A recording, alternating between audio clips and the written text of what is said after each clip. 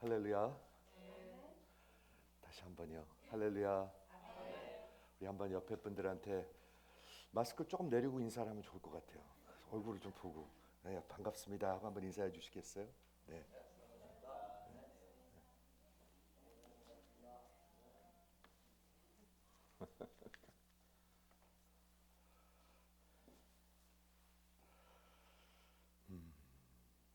오늘 우리 교회에 주시는 하나님의 말씀의 제목은 너희의 구원을 이루라 Part 3입니다. 너희의 구원을 이루라.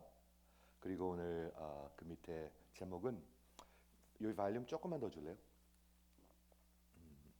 나의 수고가 헛되지 아니하고라는 제목입니다. 저랑 한번 생각해 보시겠습니까? 너희의 구원을 이루는데 나의 수고가 헛되지 아니하다.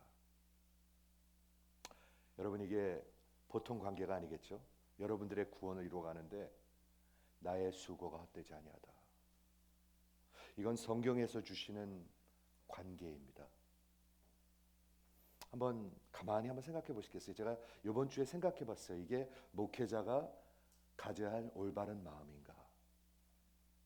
내가 그리스도의 날에 너희를 보면서 자랑스럽게 생각하는 것. 그게 목회자가 가질 수 있는 마음인가? 성경에 보니까 사도 바울이 그런 마음을 가졌습니다. 여러분 이해하십니까? 목회자와 교인과의 관계가 그런 것입니다. 그냥 가서 설교만 듣고 오면 되는 거 아닌가? 아닙니다, 여러분. 전혀 아닙니다. 그렇죠? 오늘 그 수고가 헛되면 얼마나 허무하겠어요. 헛일했네, 우리 헛장사했네 그러죠. 평생 목회했는데 헛장사하면 어떻게 하겠습니까, 여러분? 그게 가능한가? 제가 보기에는 가능하다고 생각합니다. 충분히 가능하다고 생각합니다. 우리 인생이 헛살았네. 이거보다 슬픈 일이 있을까요? 여러분 평생 살았는데 평생 열심히 살고 열심히 일하고 평생 돈 벌고 그랬는데 헛살았네. 이거보다 더 슬픈 일이 있을까요? 어떻게 살면 헛일한 것이 아니고 헛산 것이 아닐까요? 성경은 그것에 대해서 말을 하고 있습니다. 그런데 사람들이 들어야 합니다. 듣지 않기 때문에 헛사는 것입니다. 그렇죠? 그래서 오늘 이런 인트로덕션으로 여러분의 심령 가운데 하나님께서 말씀하시기 원합니다. 너희의 구원을 이루라. 너희의 구원을 이루라. 이 파트 세 번째 파트 3를 하고 있는데 왜 이렇게 나눠서 하냐면 그만큼 중요합니다, 여러분. 여러분들이 지금 구원을 이루어가고 있지 아니하면 이스라엘 백성하고 똑같이 원망하고 살아가고 있습니다. 이게 비슷한가 다른가 한번 보세요. 원망하고 투덜거리고 하나님을 순종하지 아니하고 멸시하고 대적하고 그러고 살고 있든지 아니면 정말 구원을 이루어가면서 살고 있든지 둘 중에 하나입니다. 제가 며칠 전에 보내드린 카카오에 이런 말이 있습니다. 여러분이 지금 누구를 정말 하나님께로 이끌어가는 그런 삶을 살고 있든지 아니면 같이 죄 가운데로 이끌어가는 삶을 살고 있든지 둘 중에 하나라고 그렇게 얘기하고 있습니다. 뉴트럴한 라이프가 없습니다. 뉴트럴한 라이프가. 내가 지금 하나님께로 내 아내를 이끌어가면서 살고 있는가?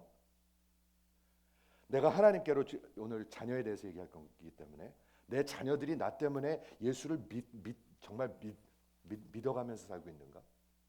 아니면 점점 더 상관없이 살고 있는가? 그렇죠? 너희 안에 구원을 이루라. 이 말은 우리가 구원을 우리의 의지로 우리의 무슨 힘으로 한다는 얘기가 아니죠. 하나님께서 이미 내 안에 살아계시기 때문에 우리는 하나님을 선택할 수가 없습니다. 인간들은. 여러분 이걸 반드시 이해하셔야 기독교 복음을 이해하십니다. 우리는 하나님을 선택하지 못합니다. 하나님께서 우리를 먼저 찾아와 주시는 것입니다. 그렇기 때문에 켄트 휴 목사님이 지난주에 제가 코트했는데 우리가 저자 바울을 제대로 읽고 있다면 원망과 시비 없이 살아가는 것과 정말 구원을 이루고 살아가는 것은 큰 강이 둘로 나눠지는 것과 같습니다. 여러분, 둘 중에 한 인생을 살고 있습니다. 지금 우리 인생은 다 똑같습니다. 진짜 구원을 이루면서 성화돼 가면서 살고 있든지 아니면 세상과 원망하면서 살고 있든지 둘 중에 하나라고 얘기하고 있는 것입니다. 우리 지난주에 그 출애굽한 이스라엘 백성들을 바라보면서 참 그런 생각 많이 드셨죠? 어떻게 이 사람도 이렇게 한심할 수가 있을까? 그렇죠? 민수기와 출애굽기와 물 때문에, 먹는 것 때문에, 고기 때문에, 물 때문에 계속해서 원망합니다. 누구를 원망했죠? 모세, 지도자를 원망합니다. 항상 지도자를 원망합니다. 그렇죠? 항상 지도자를 손가락질합니다. 항상 아버지를 손가락질하고요. 항상 목사를 손가락질하죠. 그런데 성경은 분명히 얘기하고 있습니다. 그 손가락질은, 원망은 하나님을 향하고 있다.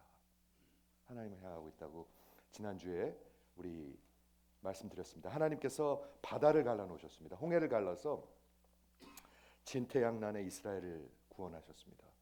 이건 어마어마한 역사입니다. 그렇죠. 그거를 체험하고 눈으로 목도했습니다. 아니, 그 사이로 걸어갔습니다. 홍해를 걸어가야 되기 때문에 1분 2분 걸어간 게 아니에요. 이게요.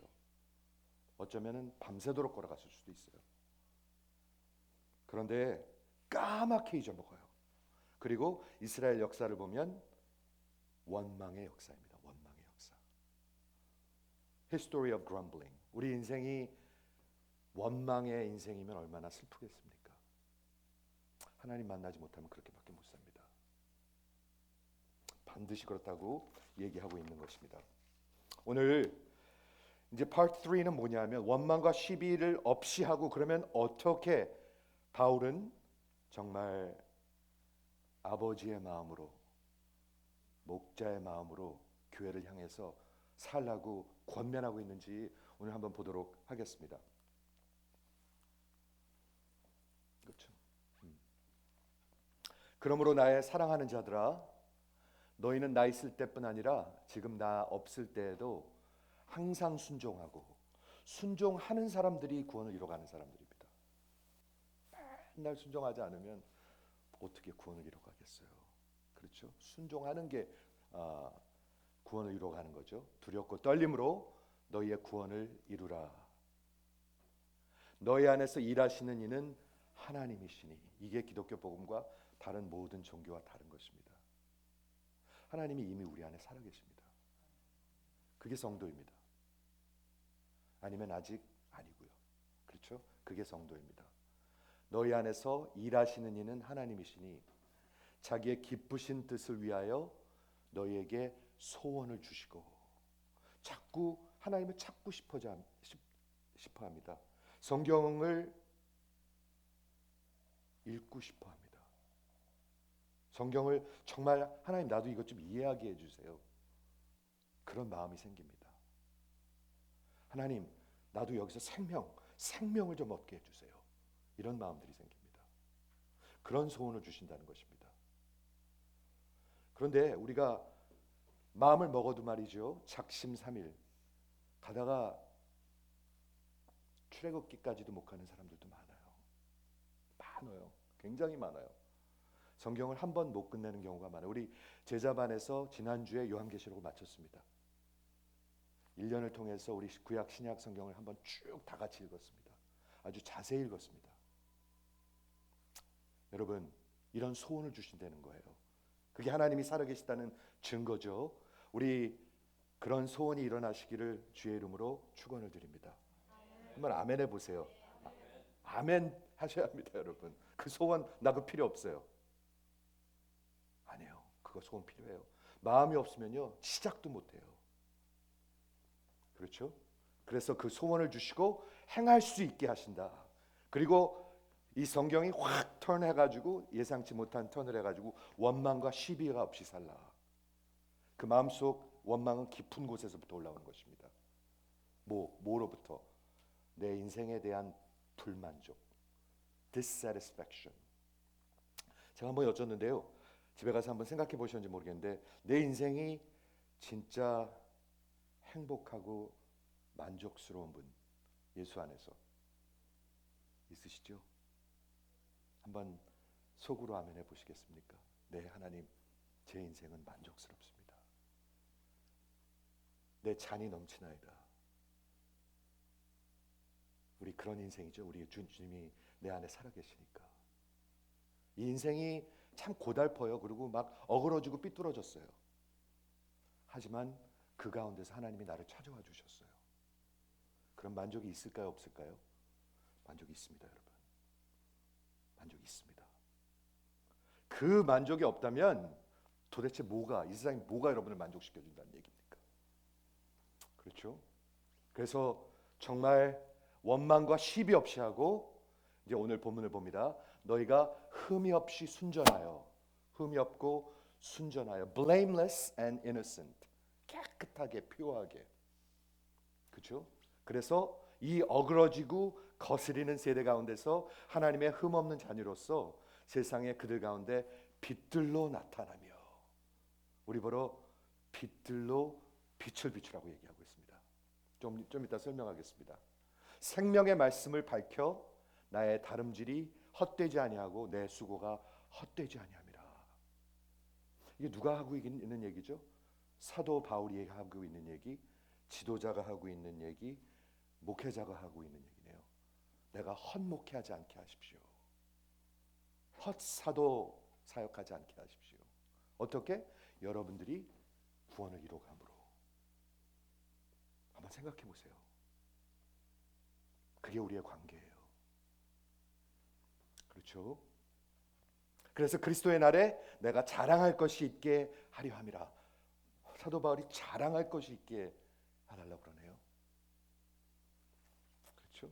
만일 너희 믿음의 재물과 섬김 위에 내가 나를 전제로 드릴지라도 나는 기뻐하고 너희 무리와 함께 기뻐하노라. 뭐를 기뻐한다는 거예요? 여러분들이 구원을 이뤄가는 것, 성숙해가는 것, 그걸 기뻐한다는 거예요. 교회가 세워져 간다는 것을 기뻐한다는 거예요. 이와 같이 너희도 기뻐하고 나와 함께 기뻐하라. 그래서 오늘 본문을 보는데요. 그래서 오늘 파트 3는 너희가 흠이 없고 순전하여 이 어그러지고 거스리는 세대 가운데서, 우리 지난주에 이스라엘 역사를 보면서 어그러지고 거스리는 세대를 이스라엘 백성들이라고 그랬습니다. 자, 보세요. 출애굽한 이스라엘 백성들이 이 어그러지고 거스리는 세대, crooked and twisted generation, 어두운 세대라는 것입니다. 왜? 계속 하나님을 원망하고 하나님을 대적했기 때문에. 그런데 바울은 여기서 온 세상, 예수를 믿지 않는 모든 세상을 어그러지고 거스리는 세대라고 얘기하고 있습니다. 여러분 보시죠. 지금 우리가 살고 있는 세대는 어그러지고 거스리는 세대입니다. 하나님을 대적합니다. outright 대적합니다. 어느 정도냐 하면 하나님이 옳지 않다는 것을 그냥 허락하는 정도가 아니라 하나님이 옳지 않다는 것을 합법화함으로 말미암아 그것을 하지 않으려고 그러는 사람들을 penalize하고 핍박하고 대적합니다. 이해가 되십니까? 지금 우리가 살고 있는 이 세대는 말이죠, 매우 어둡습니다. 하나님이 옳지 않다고 분명히 얘기한 것들이 있습니다. 있죠? 그런데 그걸 합법화 시켰습니다. 이제는 아니야, 그거 오라, 괜찮아, 결혼해도 되고 막 살아도 돼. 합법화함으로 말미암아 그것이 옳지 않다고 외치면 그것을 우리가 정부로부터 벌받고 그리고 정부로부터 핍박을 받게 되어 있습니다. 우린 지금 어두운 세대에 지금 살고 있습니다. 그런데 이 어그러지고 거스리는 세대, 흠이 없고 순전하며 하나님의 자녀는 신명기 32장에 나오는 거라고 제가 말씀드렸습니다. 신명기 기억하시죠? 신명기는 이스라엘 백성이 모세가 40년 동안 그 광야 생활을 다 마치고 가나안 땅에 들어가기 바로 전에 모세는 들어가지 못했습니다. 모세는 바로 들어가기 전에 하나님이 죽으라고 해서 죽었죠. 하나님이 죽으라고 해서 죽었습니다. 모세는. 그런데 모세가 지도자로서 목회자로서 마지막 설교를 하는 것입니다. 누구한테? 이스라엘 백성들한테. 그들의 아비들은 다 죽었습니다. 광야에서. 기억하시죠? 20세 이상 출애굽한 사람들은, 남자들은 다 죽었습니다. 원망하고 투덜거리고 불순종했기 때문에 40년 동안 다 죽었어요. 그리고 이제 그 영 제너레이션이 들어가야 되는데 이 제너레이션도 들어가서 또 원망할 거예요. 그렇죠? 그 사람들한테 지금 마지막 설교를 하고 있는데 뭐라고 얘기하냐면, 이스라엘 민족이 여호와를 향하여 악을 행하니 하나님의 자녀가 아니요. 누굴 얘기하고 있는 거예요? 40년 동안 광야에서 투덜투덜거리고 원망하던 이스라엘 백성들을 얘기하고 있는 거예요. 하나님의 자녀가 아니다. 그들은 흠이 있고 삐뚤어지고 어그러진 거스리는 세대다. 이렇게 얘기하고 있습니다. 모세가 광야에서 계속 반복해서 원망하는 이스라엘 백성들을 이끌어가는데 말이죠. 그들은 끝없이 원망했습니다, 여러분. 그런데 예수를 만나지 않으면 그렇게밖에 못 산다는 겁니다. 그렇죠? 저들이 계속 악을 행했기 때문에 저들은 흠이 있고 하나님의 자녀가 아니다라고 얘기하고 있습니다. 그런데 빌립보서를 쓰는 바울은 지금 감옥에서 자기도 이제 곧 죽을지 모르는 사람입니다. 모세도 죽을지 몰랐는데 이제 곧 죽어야 되는데 바울도 곧 죽을지 모르는 사람이 빌립보 교회를 향해서 얘기하고 있는 것입니다. 그 어그러지고 삐뚤어진 세대, 온 세상같이 살지 말고 빛을 발하라. 이해가 되시면 한번 아멘 해주시겠어요? 여러분, 세상하고 똑같이 살면 다 어둠입니다. 어둠. 오늘 그래서 첫 번째 우리 말씀을 보는데 말이죠, 우리말에는 그냥 여기 빛으로 나타나며 되어 있는데요, 영어 성경에 보면은 shine as light라고 적혀 있습니다. 제가 그 말씀을 생각해 보는데 참 재밌어요. 빛과 같이 빛을 비추라 합니다. 빛처럼 빛을 비추라. 여러분 그거 아십니까? 빛에는 두 가지 굉장히 중요한 그런 영역이 있습니다. 빛은 항상 드러냅니다. 이 방이 껌껌한데 말이죠, 저 스위치를 탁 키면 뭐가 드러나죠? 여기 현실이 드러납니다. 드러내는 그런 캐릭터가 있습니다. 빛은 드러냅니다. 뭐를 드러내요? 현실을 드러냅니다. 진실을 드러냅니다. 잘 들어보세요. 진리를 드러냅니다, 여러분. 빛은 진리를 드러냅니다. 빛이 없으면 여러분 뭐가 진리고 진실이고 현실인지 모른다는 얘기입니다. 이해가 되시면 한번 아멘 해보세요. 즉 빛 대신 예수가 없으면 뭐가 뭔지 모르고 어둠 속에서 살다가 인생이 끝난다는 얘기입니다. 예수님이 이 땅에 오셔서 뭐라고 말씀하셨죠? 나는 세상의 빛이니.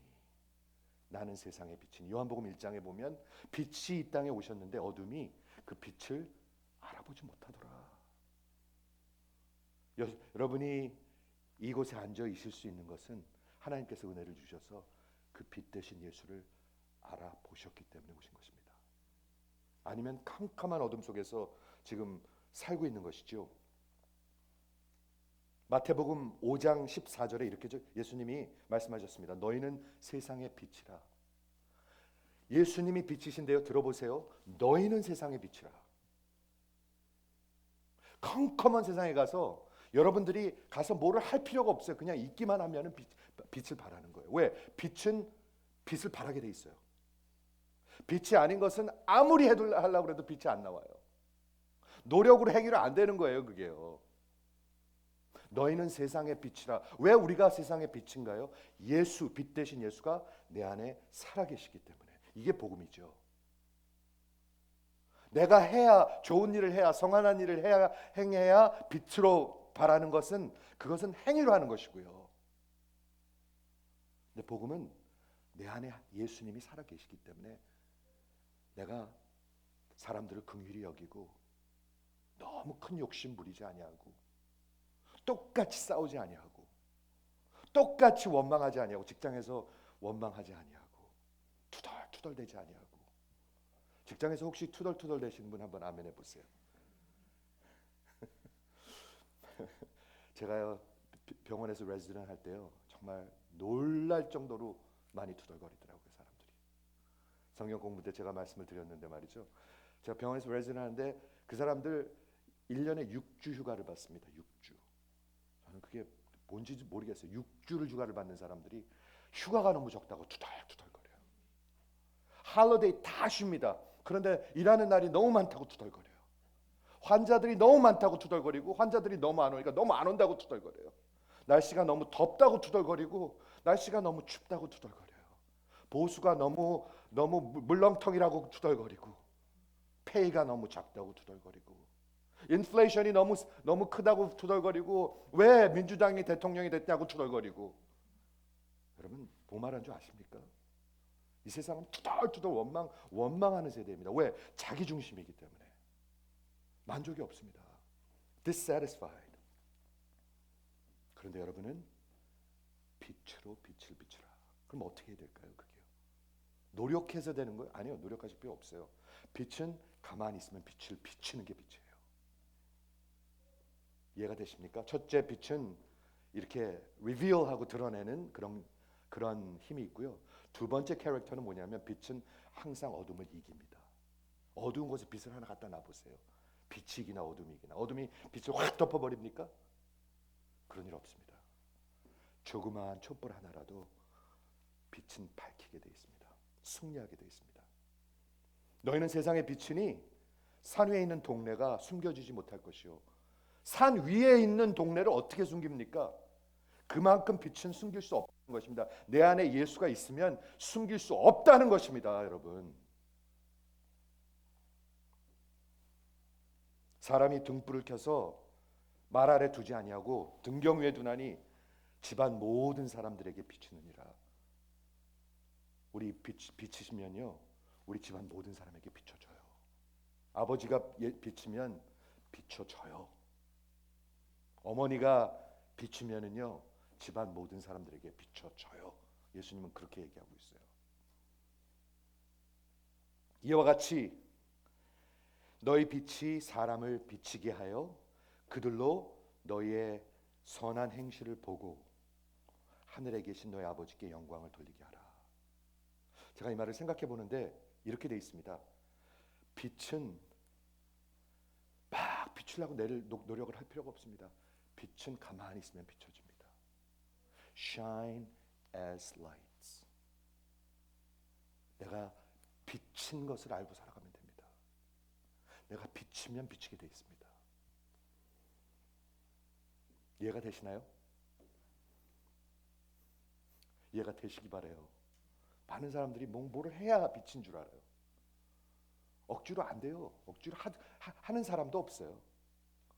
빛은 비추게 돼 있어요. 기쁨이 막 기뻐야지 해서 기쁩니까? 소망이 있는 것이 막 소망이 있어야지 해서 소망이 있습니까? 여러분, 소망이 없으면 없는 거예요. 삶의 의미가 막 뭐지? 있어야지 해서 생기는 겁니까? 삶의 의미를 하나님이 주시니까 삶에 있는 게 보는 거죠. 사람들이 날씨를 얘기할 때, 사람들이 환자가 너무 없네, 너무 많네 얘기할 때 여러분들은 어떻게 반응을 하십니까? 이해하십니까? 요한복음 8장 12절에 예수님께서 나는 세상의 빛이니 나를 따르는 자는 어둠에 다니지 아니하고. 여러분, 종교 생활하는 사람들은 어둠 속에 있어요. 세상하고 똑같아요. 아니, 세상이에요. 어쩌면 세상보다 더 어두워요. 그런데 예수님이 뭐라고 얘기하시냐면 나를 따르는 자는, 누구 얘기하죠? 성도들, 제자를 얘기하고 있습니다. 예수가 그 안에 사는 사람들은 어둠에 다니지 아니하고. 요한복음 12장 36절에 너희는 아직 빛이 있을 동안에, 예수님이 이 땅에 있을 동안에 빛을 믿으라. 그리하면 빛의 아들이 되리라. 우리는 빛의 아들과 딸들이에요. 한번 아멘 해보세요. 아멘이 너무 적네요. 한번 아멘 해보세요. 하나님께 난 자들은요, 빛 대신 예수님께 난 자들은 빛의 자녀들이에요. 그렇게 난 자들은 빛의 자녀들이에요. 우리 요한계시록을 이번에 마지막으로 읽는데 말이죠. 지난주에 제가 천국에 가면 어둠이 없네요. 어둠이 없어요. 그게 두 번이나 눈에 띄더라고요. 천국에 가면 항상 빛의 세계. 왜? 예수가 거기 계시니까. 천국에 가면 어둠이 없어요, 여러분. 여러분들의 마음속에 지금 어둠으로 꽉 차 있습니까? 어둠으로 차 있으면 얼굴로 드러나요. 얼굴로 드러나요, 여러분. 어떻게 안 드러날까요, 그게요? 어둠으로 꽉 차 있으면 입으로 튀어나와요. 뭐로 튀어나올까요? 원망으로 튀어나오죠. 자꾸 블레임하죠. 자꾸 원망스러워하죠. 자꾸 헐뜯죠. 그렇지 않습니까? 여기가 밝고 여기가 빛이 있으면 어떻게 나올까요? 얼굴이 소망으로 나오겠죠. 믿어지시죠, 여러분? 너희는 세상의 빛이니, 이렇게 말씀하십니다, 여러분. 저와 여러분까지 세상에 가서 어둠으로 살면 세상엔 아무것도 없습니다. 어둠밖에. 어둠이 어둠 속으로 들어가면 뭐가 뭔지 모릅니다. 다 똑같습니다. 그러나 빛이 어둠 속으로 들어가면 그 빛이 촛불 하나라도 분명히 밝힙니다. 빛은 항상 승리하는 그런 캐릭터가 있습니다. 숨길 수가 없습니다. 빛은. 이게 영적 진리고 복음의 진리겠죠. 내가 행위로, 내가 선한 일을 해서 조금 착한 일을 해서 그게 어떻게 되겠습니까? 안 되는 거 아시잖아요, 여러분. 그렇죠? 우리는 빛을 감출 수가 없고 빛은 빛을 바랍니다. 빛 대신 예수님이 내 안에 살아계시고 너희는 세상의 빛이니, 이 말씀을 기억하시고 살아가신 여러분 되기를 바랍니다. 너희 빛이 사람 앞에 빛이요 너희를 보고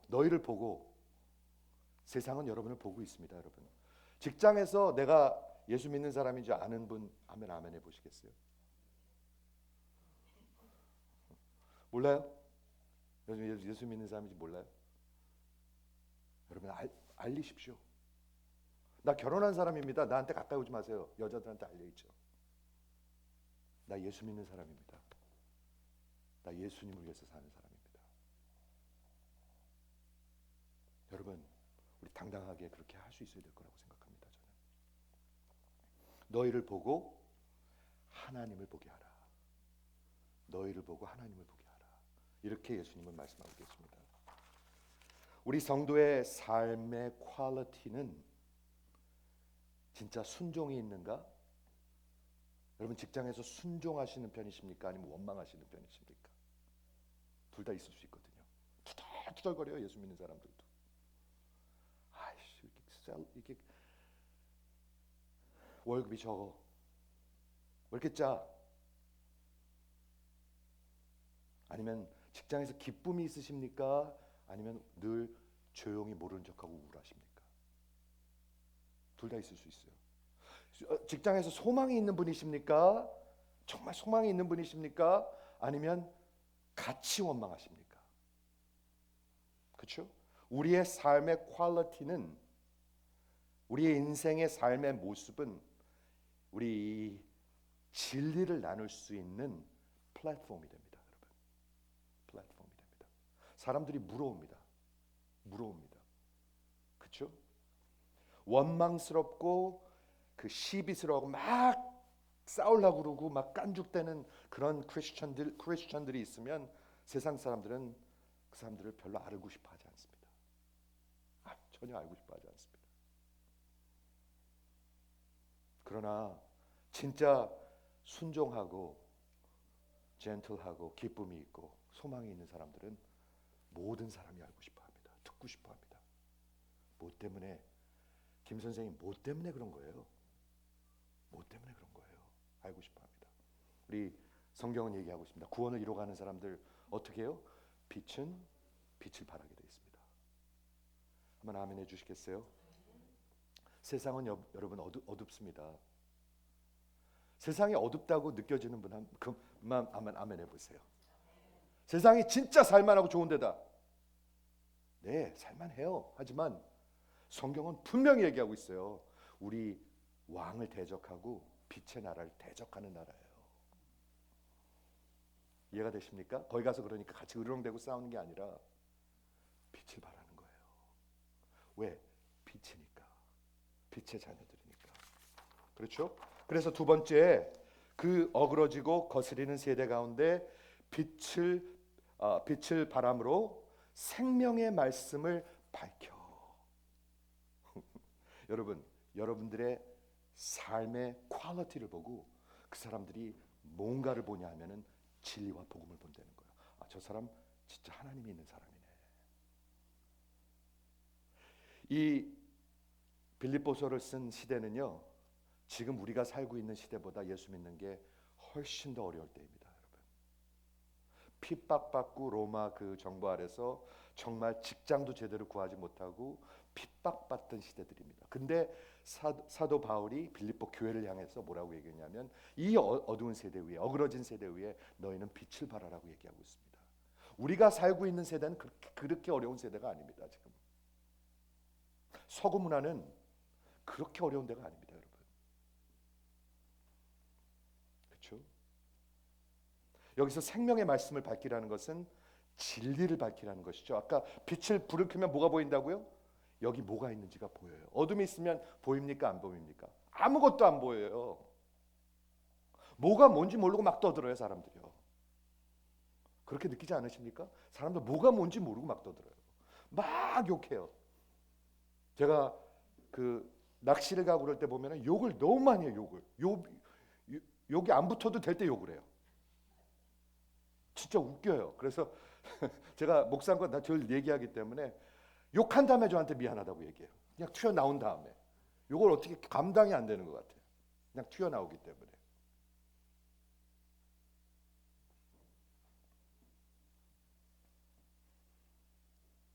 진리를, 복음을 드러내는 것입니다, 여러분. 진리를, 복음을 드러내는 것입니다. 요한복음 6장 63절에 들어보세요. 살리는 것은 영이니. 여러분, 영이 아니면 여러분을 못 살립니다. 그 살리는 게 뭐예요? 육은 무익하니 내가 너희에게 이르는 말씀이 영이요 생명이라. 지금 말씀을 전하고 있습니다, 여러분. 왜? 하나님이 여러분을 살리시길 원합니다. 어둠같이 죽어 있으면 여러분을 살리시길 원합니다. 언제까지 그렇게? 언제까지? 우리 인생이 요만큼밖에 없는데. 그렇죠? 요한복음 6장 68절에 시몬 베드로가 예수님한테 이렇게 말했습니다. 주여, 영생의 말씀이 주께 있는데 우리가 어디로 가오리까? 어둠은요, 영생의 말씀이 전해지면 도망가요. 제가 그 말씀 여러 번 드렸죠. 우리 존 맥카터 목사님이 그 비유를 드는데 넌 정말 기가 막힌 것 같아요. 바위가 있는데, 이렇게 큰 바위가 있는데 바위를 이렇게 들면 밑에서 벌레들이 나옵니다. 그렇죠? 벌레들이 나옵니다. 그러면은 빛이 확 비치면 그 벌레들이 어떻게 하죠? 아, 이렇게 좋아합니까? 막 미친 듯이 도망갑니다. 그게 우리 인간들입니다, 여러분. 어둠에 있기 때문에 빛이 비추면 막 미친 듯이 도망갑니다. 이해가 되십니까? 그런데 살리는 것은 영이니, 여러분들이 영이 살아나야 합니다. 안 그러면 똑같아요. 들은 거가 들은 둥 만둥. 지난주하고 이번주하고 똑같고 똑같아요. 하나도 달라지는 게 없어요. 10년이 지나도 달라지지 않아요, 사람들이. 너에게 살리는 것은 영이니 육은 무익하니라. 내가 너에게 이른 이 말씀이 영이요 생명이니라. 제가 묻겠습니다.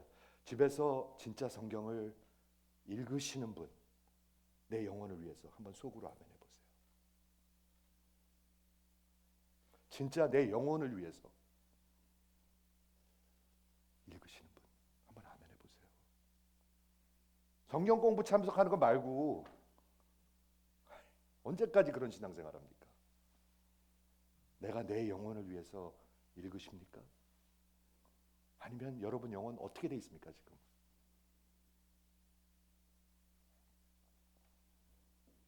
주여 영생의 말씀이 주께 있사오니 우리가 누구에게 가오리까?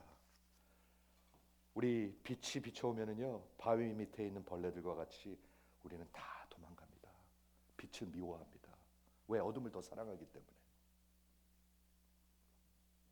그런데 살 길은 하나입니다. 그 빛 대신 예수님이 우리를 찾아와 주셔야 합니다. 아멘 해보세요. 마지막으로 여기 진짜 예상치 못한 말씀이 있습니다. 여러분들이 구원을 이뤄가고 정말 빛된 삶을 살고 그 복음의 그것을 드러낼 때 바울이 뭐라고 하는지 한번 들어보세요. 생명의 16절 생명의 말씀을 드러낼 때 밝힐 때 나의 다름질이 헛되지 아니하고 수고가 헛되지 아니하므로. 갑자기 왜 거기서 바울이 자기 얘기가 나오죠? 그렇죠? 내가 다름질이 헛되지 아니하고 내가 경주를 헛경주하지 아니하고. 여러분 생각을 해보세요. 여러분이 평생 뛰어갔는데 반대로 뛰었네. 그럼 어떻게 되는 거죠? 망하는 거예요. 평생 수고했는데 가서 보니까 아무것도 없네. 그럼 어떻게 하죠? 망하는 거예요, 여러분. 제가 이번 주에 신방을 갔습니다. 신방 요청하시기 바랍니다. 신방. 네, 신방 좋은 겁니다. 신방을 갔는데 말이죠. 제가 이 말씀을 전했어요.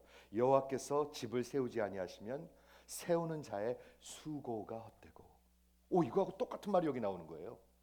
시편 127편 1절에 여호와께서 여러분의 인생을 세우지 아니하시면 세우는 자의 수고가 헛되고 labor in vain. 여기 똑같은 말이 나오는 거예요. 그게 우연이겠습니까, 여러분? 바울이 평생 사역을 했는데 사도로 진짜 생명을 걸고 사역을 했는데 그 사람 인생이 헛되어간 것이고 만약에 수고가 다 헛된 거라면 그거같이 불쌍한 게 어디 있겠습니까? 목회자가 평생 사역을 했는데 헛목회하고 가봤는데 남는 게 아무것도 없으면 어떻게 되겠습니까? 도대체 뭐가 남는다는 겁니까? 뭐가? 여기서 보면 정말 예수 믿고 성화돼가는 성도가 남는 것을 얘기하고 있습니다. 그렇죠? 너의 구원을 이루라. 순종과 기쁨과 감사로 빛을 발하면서 그 생명의 말씀을 비추라. 그렇게 원망하고 시기하고 세상하고 똑같이 어둠과 살지 말고 그렇게 사는 것이 내가 마지막에 그리스도의 날에 정말 하나님 앞에서 자랑스러운 일이 될 것이다.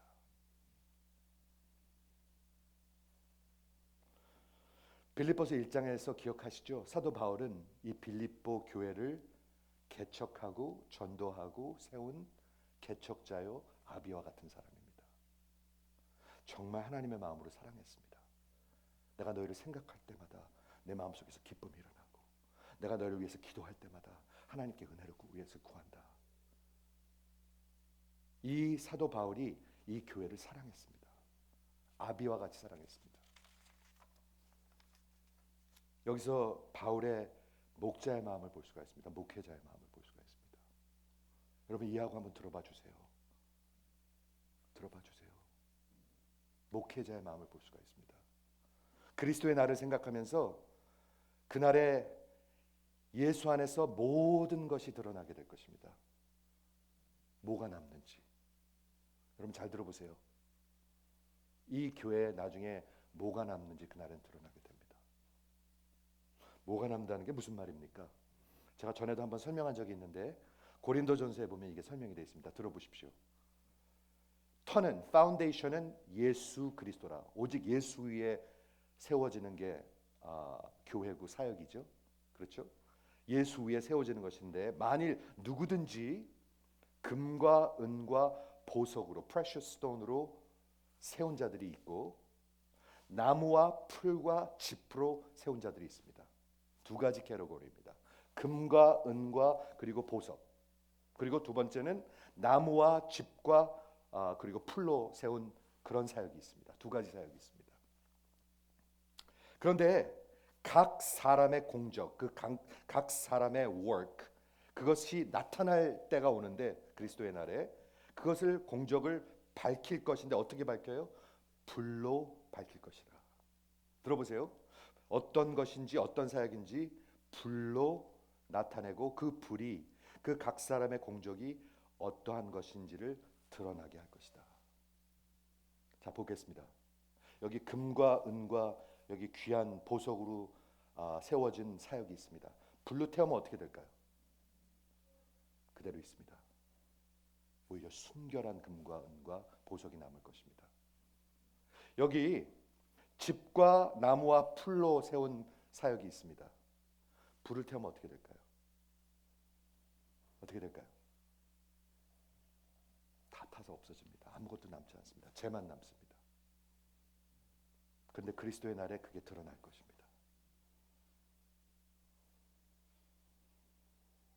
저는 목회자로서 아니 한 신앙인으로서 이걸 생각합니다. 안 할 수가 없습니다. 그렇죠? 그러면서 만일 누구든지 그 위에 세운 공적이 그대로 있으면 상을 받을 것이고 누구든지 그 공적이 불타면 해를 받으리니 이렇게 되어 있습니다. 제가 여러분의 구원을 이뤄가는 모습에 관심이 있는 것이 당연하겠죠. 당연하겠죠. 대답해 주시겠습니까? 제 관심 없이 그냥 목회할까요?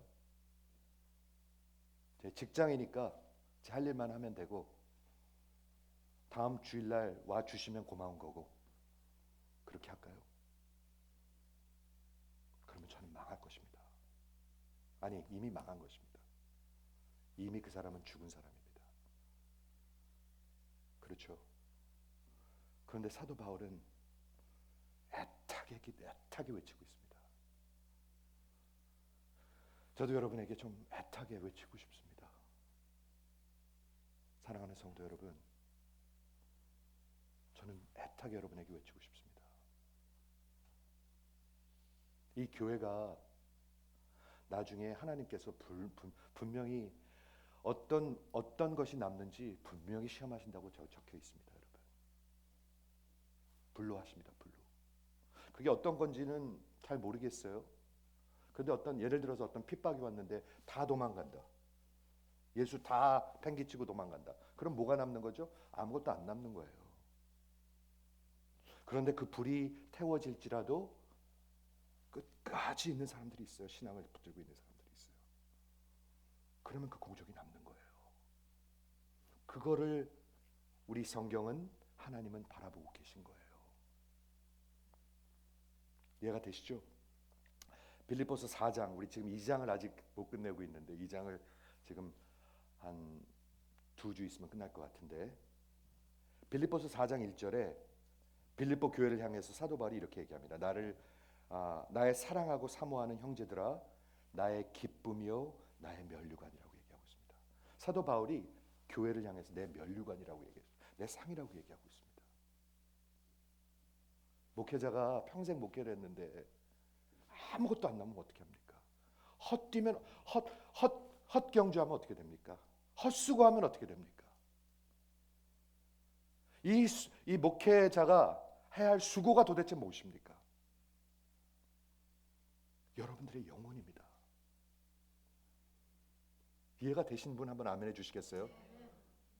그런데 성경이 10년을 가도 안 읽혀진다. 그거 보통 심각한 얘기 아닙니다, 여러분. 다시 얘기할게요. 그거 보통 심각한 얘기 아닙니다, 여러분. 그거 보통 심각한 얘기 아닙니다. 그것보다 더 심각한 얘기 없습니다.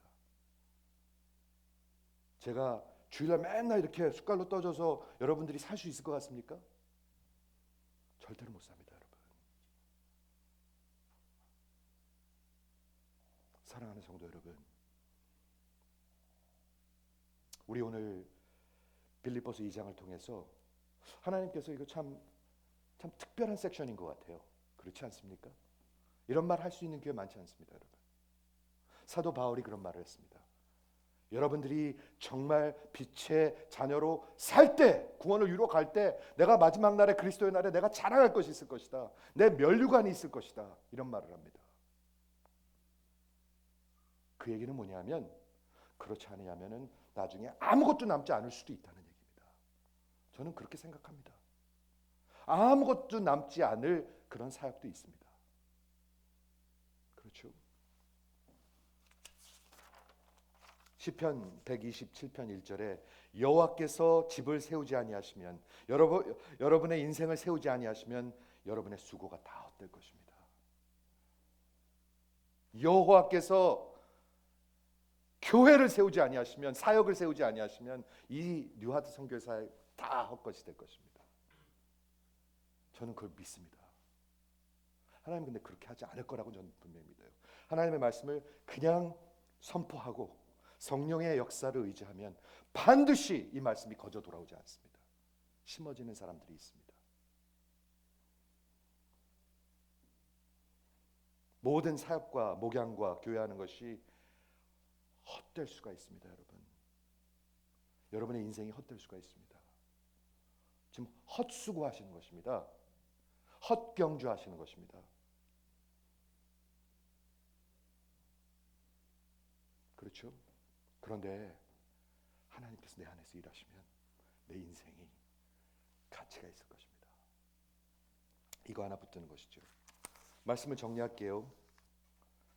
자, 마지막에 17절에 이런 말을 하면서 이 목회자가 교회를 사랑하는 마음으로 이런 말을 합니다. 한번 들어보세요. 만일 너희 믿음과 재물이 섬김 위에 내가 나의 전제로 드릴지라도, 여러분들의 믿음을 위해서 내 인생이 다 쏟아질지라도, 이런 말입니다. 사도 바울도 그렇게 살았죠. 여러분들이 제대로 예수 믿으면 내 인생 다 쏟아져도 기쁨이요 기쁨이라, 이렇게 얘기하고 있는 것입니다. 예수님 같지 않아요? 진짜 예수님 같아요. 여러분 하나 구원하려고 예수님은 생명을 주셨어요. 그래서 여기 마지막으로 기쁨에 대해서 얘기를 하는데, 너희 믿음의 재물과 섬김 위에 내가 전제로 드릴지라도, 너희들이 진짜 번제와 같이 이렇게 타고 있는데 내가 그 와인 한 잔, 그 나중에 와인을 부었었습니다. 그 옛날 그 제사할 때 그 뜨거운 데다 보면 칙 하고 없어집니다. 아무것도 아닙니다. 그렇게 부어질지라도 나는 기뻐하고 기뻐한다. 이렇게 얘기하고 있는 것입니다. 그러면서 뭐라고 얘기해요? 너희도 기뻐하고 함께 기뻐하라. 여러분, 이게 기쁨입니다. 이게 만족입니다. 이게 신앙입니다. 이게 신앙입니다. 요한 3서 4절만 나누고 말씀 마치겠습니다. 아까 찬양할 때 나눈 말씀인데요. 요한 3서 4절입니다. 내가 내 자녀들이 진리 안에서 행한다 하는 것을 듣는 것보다 더 기쁜 일이 없도다. 다시 읽겠습니다. 내가 내 자녀들이 진리 안에서, 예수 안에서 산다는 것을 듣는 것보다 더 기쁨이 없다. 저희 말씀을 생각해 봅니다. 여러분들 자식들을 한번 생각해 보시기 바랍니다. 지금 꼭 생각해 보세요. 물론 자식이 없을 수도 있죠. 자식을 한번 생각해 보세요. 여러분들의 가장 큰 기쁨이 뭡니까?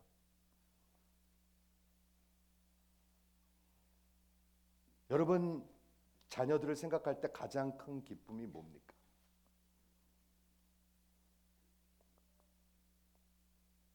내가 내 자녀들이 진리 안에서, 예수 안에서, 빛 안에서 산다는 것을 듣는 것보다 더 기쁜 일이 없도다. 하나님의 마음입니다, 여러분. 여러분들 자녀를 생각할 때 가장 큰 기쁨이 뭡니까? 우리 자녀가 30만 불을 1년에 버네. 그게 가장 큰 기쁨이십니까? 기쁨이십니까? 우리 자녀가 나 기억하고 이런 좋은 선물을 해줬네? 가 가장 큰 기쁨이십니까? 우리 자식이 이렇게 좋은 대학을 갔네? 가 가장 큰 기쁨이신가요? 여러분의 가장 큰 기쁨이 무엇입니까? 사랑하는 성도 여러분, 우리 구원을 이루어가는 자들의 우리의 마음은 도대체 어디에 있어야 합니까? 성화, 이게 지금 성화입니다. 한마디로 성화. 기독교인의 삶입니다. 우리 자식들이 예수 안에서 진리 안에서 산다는 것을 듣는 것보다 더 큰 기쁨이 없도다. 여러분의 가장 큰 기쁨이 뭡니까? 우리 하나님께서 이 시간 뉴하트 교회를 향해서 하신 말씀을 들으시기 바랍니다, 여러분. 빛이 비추면 하나님의 은혜를 주시면 그 빛을 사랑하게 될 것이고 아니면 도망가고 싶으실 것입니다. 사랑하는 성도 여러분, 구원을 이루어 간다는 것은, 성화돼 간다는 것은 이 하나님의 마음을 이해하고 살아가는 것입니다. 성경이 몇 년이 져도 펼쳐지지 않는다면 그거보다 큰 문제 없습니다, 여러분. 그거보다 더 큰 일 없습니다. 저는 목회자로서 이게 가장 큰 컨설입니다, 여러분. 여러분 향해 성경 꼭 뭐 오고 말고 그거 얘기하는 거 아닙니다. 여러분들이 빛의 자녀로서 이 세상을, 이 한 인생을 잘 살아가는 것이 가장 큰 컨설인 것입니다. 기도하겠습니다.